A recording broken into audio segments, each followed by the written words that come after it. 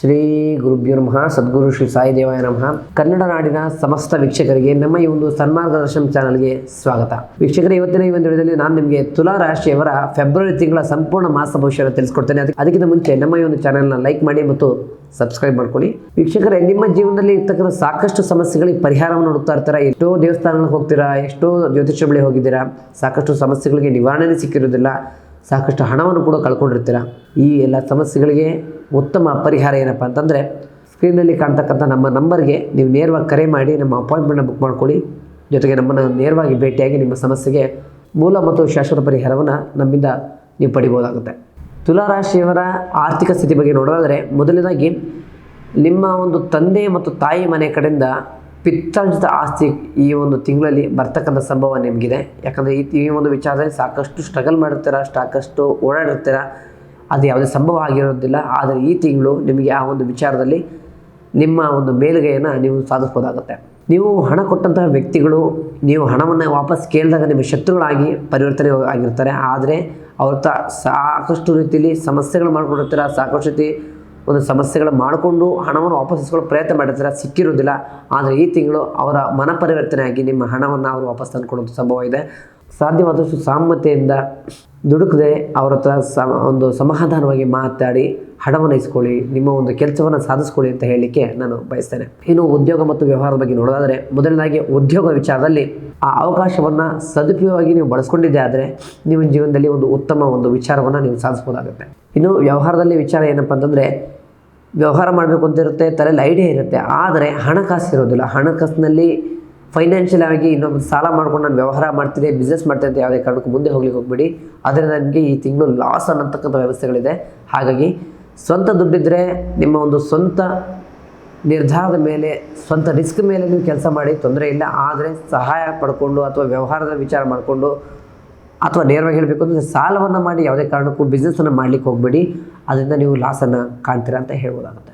ಇನ್ನು ಪ್ರೀತಿ ಮತ್ತು ಕುಟುಂಬದ ಬಗ್ಗೆ ನೋಡೋದಾದರೆ, ಮೊದಲನೇದಾಗಿ ಪ್ರೀತಿ ವಿಚಾರದಲ್ಲಿ ನೀವು ಮತ್ತು ನಿಮ್ಮ ಪ್ರೀತಿಸರ ವ್ಯಕ್ತಿಗಳ ನಡುವೆ ಸಣ್ಣ ಪುಟ್ಟ ಸಮಸ್ಯೆಗಳಿಗೆ ದೊಡ್ಡದಾಗುವಂಥ ಸಂಭವ ಇದೆ.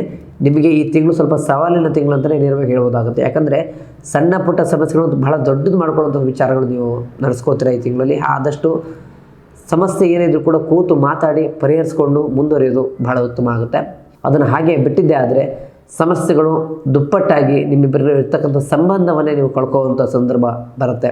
ಆ ಪ್ರೀತಿಗೆ ಒಂದು ಅಂತ್ಯವನ್ನು ಹಾಡ್ತಕ್ಕಂಥ ಸಂದರ್ಭ ಬರುತ್ತೆ. ಹಾಗಾಗಿ ಕೂತು ಮಾತಾಡಿ ನಿಮ್ಮ ಸಮಸ್ಯೆಗಳೇನಿದ್ರು ಕೂಡ ಮಾತುಕತೆಯಲ್ಲಿ ಪರಿಹಾರ ಮಾಡಿಕೊಂಡು ಮುಂದುವರಿಬೇಕಾಗುತ್ತೆ.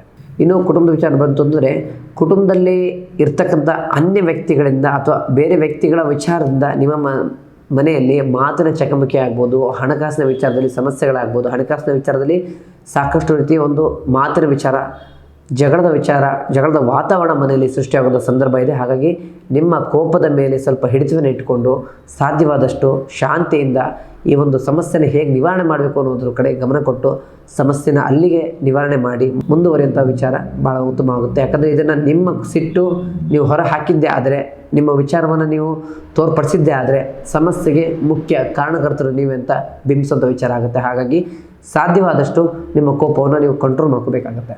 ಇನ್ನು ಆರೋಗ್ಯದ ವಿಚಾರ ನೋಡಬೇಕು ಅಂದರೆ, ವಾಹನದಲ್ಲಿ ನಿಮಗೆ ಸಾಕಷ್ಟು ಸಮಸ್ಯೆಗಳಾಗುವಂಥ ಸಂದರ್ಭ ಈ ತಿಂಗಳಿದೆ. ಹಾಗಾಗಿ ಎಚ್ಚರಿಕೆಯಿಂದ ನೀವು ಟೂ ವೀಲರ್ ಓಡಿಸ್ತಾ ಇದ್ದರೆ ಬಹಳಷ್ಟು ಎಚ್ಚರಿಕೆಯಿಂದ ಹೆಲ್ಮೆಟ್ ಹಾಕ್ಕೊಂಡು ನೀವು ಗಾಡಿ ಓಡಿಸ್ಬೇಕಾಗತ್ತೆ.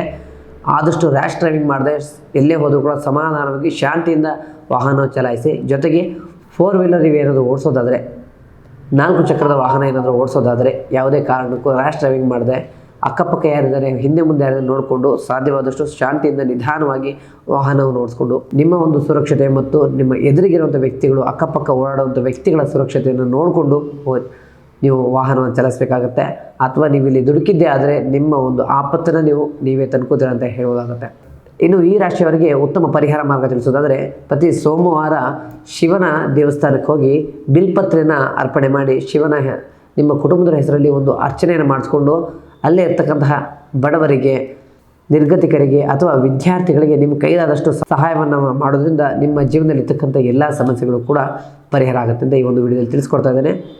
ಇನ್ನು ಈ ರಾಶಿಯವರಿಗೆ ಇರ್ತಕ್ಕಂಥ ಅದೃಷ್ಟ ಸಂಖ್ಯೆ ಯಾವುದು, ಅದೃಷ್ಟ ಬಣ್ಣ ಯಾವುದು ಅಂತಂದರೆ, ಅದೃಷ್ಟ ಸಂಖ್ಯೆ ಇವರು ಕೂಡ ಬಿಳಿ ಬಣ್ಣವನ್ನು ತುಂಬ ಇಷ್ಟಪಡ್ತಾರೆ. ಆ ಬಿಳಿ ಬಣ್ಣದಿಂದ ಇವರ ಮನಸ್ಸಲ್ಲಿರ್ತಕ್ಕಂಥ ಆತ್ಮವಿಶ್ವಾಸ, ಸದೃಢತೆ ಹೆಚ್ಚಾಗುತ್ತೆ ಅಂತ ಹೇಳ್ಬೋದು.